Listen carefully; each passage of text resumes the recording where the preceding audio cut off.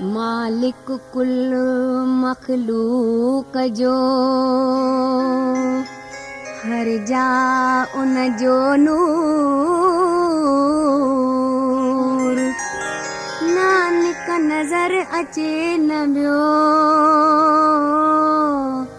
सभ में हू भरपूर।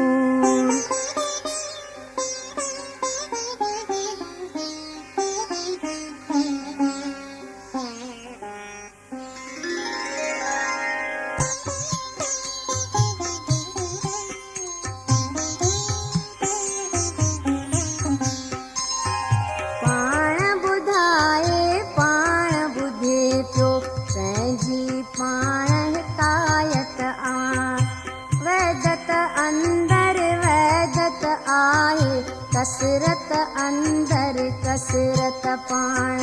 उनखे जॾहिं शौक़ु थिए थो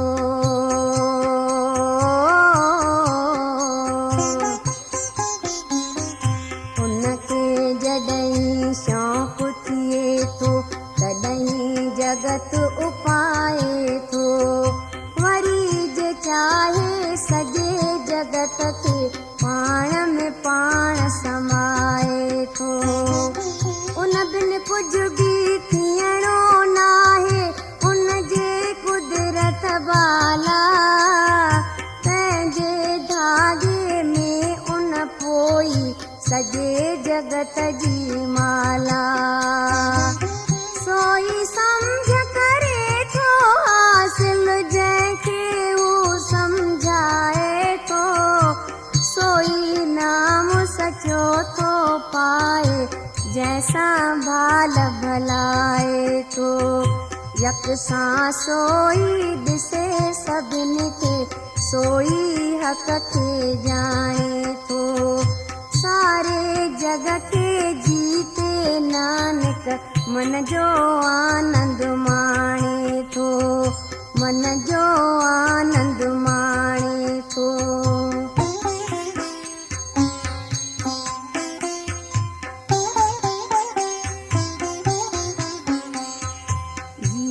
जंत जो ठाकुर आहे हथ में उनजे कुल संसार बेवाहन जो वाह थिए थो आहे अधीनन जो आधार बंदा राखो जंहिंजी करे थो रक्षा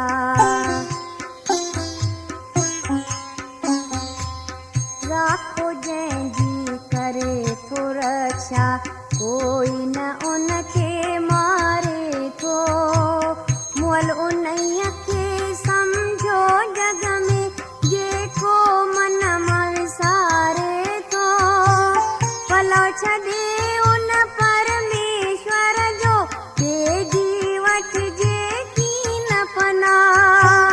सभ ते हथ उन नारायण जो जेको आहे शहंशाह जीव जी हर चुर पुर जो आहे मालिक जे हथदारो मदार अंदर ॿाहिर ज़ाहिर बातन ॼाणे साखी सिरजणहार ख़ूबियुन जो कुझु आहे खज़ानो वसफुन जो कुझु अंत न पार नानक दास उन्हीअ जो आहे अहिड़े गुर तां वञ बलिहार अहिड़े गुर तां वञ बलिहार।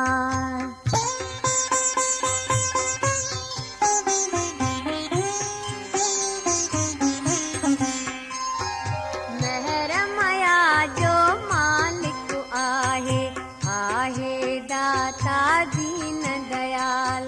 सभ ते पंहिंजी करे थो कृपा पंहिंजा भलाए वेठो भाल पंहिंजा ॻुझ थो पाण परूड़े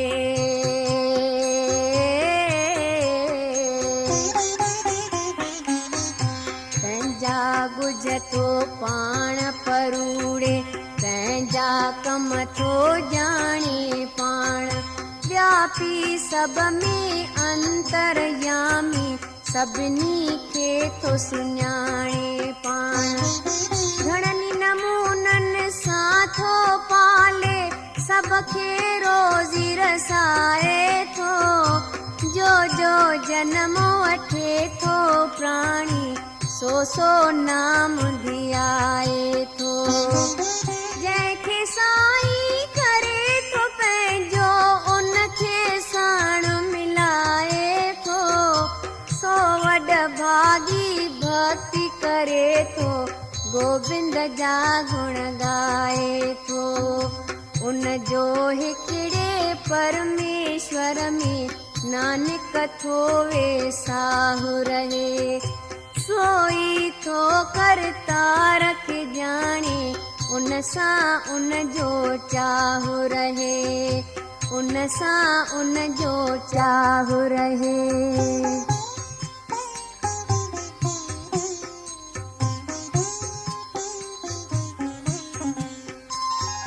हरि भगत खे याद हमेशा, हिकिड़े हरिय जो नाम रहे, पूरियूं न जूं थियनि उमेदूं, जग में छो नाकाम रहे। सेवक जो कम सेवा आहे,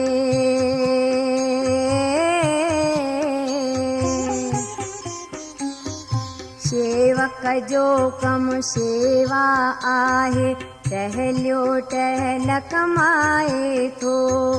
आज्ञाकारी सोई आहे, सोई प्रेम पद पाए थो। उन जे मन मंदर में हरदम निरंकार जो वासो आ, अकुल में आला सोई आ, विचार उन्हीअ जो ख़ासो आ। जीअरे उन जा बंधन टुटंदा, रखे न जग में कंहिंसां वेर, वठे शरण सतगुर जी हरदम, पंहिंजे गुरूअ जा पूजे पेर। हित भी सोई सुख थो पाए, हुत भी सो सुख पाए थो। नानक उनखे पाण दयालु, पाण सां नेठ मिलाए थो, पाण सां नेठ मिलाए थो।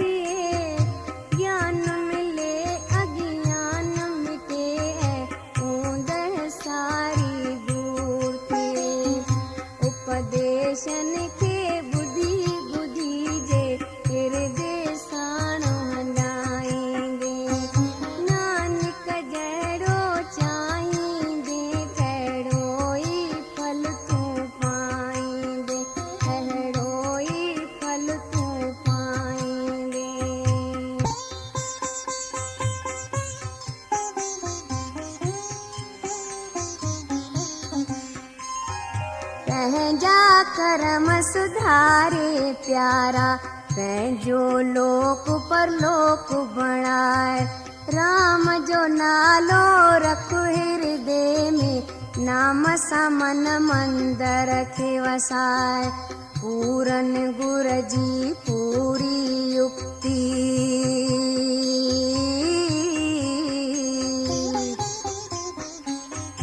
पूरन गुर जी पूरी युक्ति उपजाए थी पूरन ज्ञान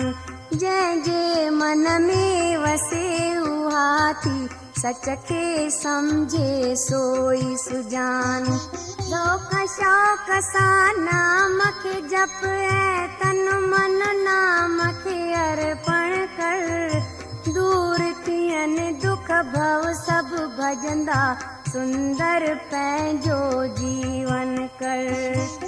आई सचो जीवा पारी तूं सच जो बस वणजारो थी खेप खटी दरगाह में हल तूं दरगाह में सोभारो थी हिक जो वठ तूं ओट अजो है हिक जो मन में रख विश्वास नानक मुक्ति पाईंदे तूं जन्म मरण थी वेंदे नास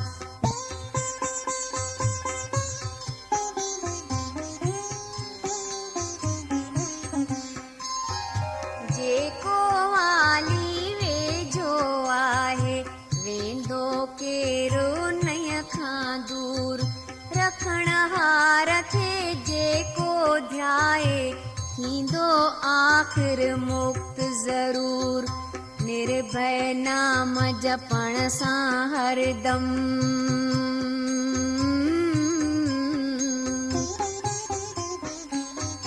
निर्भय नाम जपण सां हरदम दूर भरम भव सारो थिए नास थियनि था रोग सभेई हर दुख खाने तारो थिए जंहिंखे रावल पाण रखे थो दुख थो न जो दूर थिए नाम जपण सां जीव खे हरदम मन में सुख भरपूर थिए भगत जी चिंता दूर थिए थी खौफ नथो अहंकार थिए नाम जपण वारो ई शेवक सभिनी जो सरदार थिए सूर्य सतगुरु जंहिं शेवक ते पंहिंजे दया जो हथ रखंदो कम सभु उन जा पूरा थींदा नानक बाज़ी सो खटंदो नानक बाज़ी सो खटंदो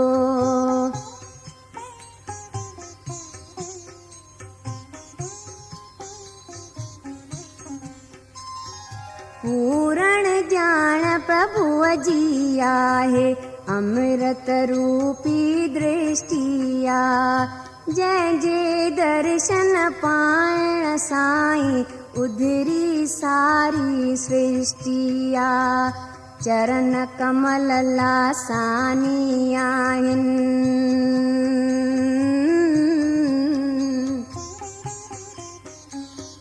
चरण कमल लासानी आहिनि उपमा तिन जी केरु करे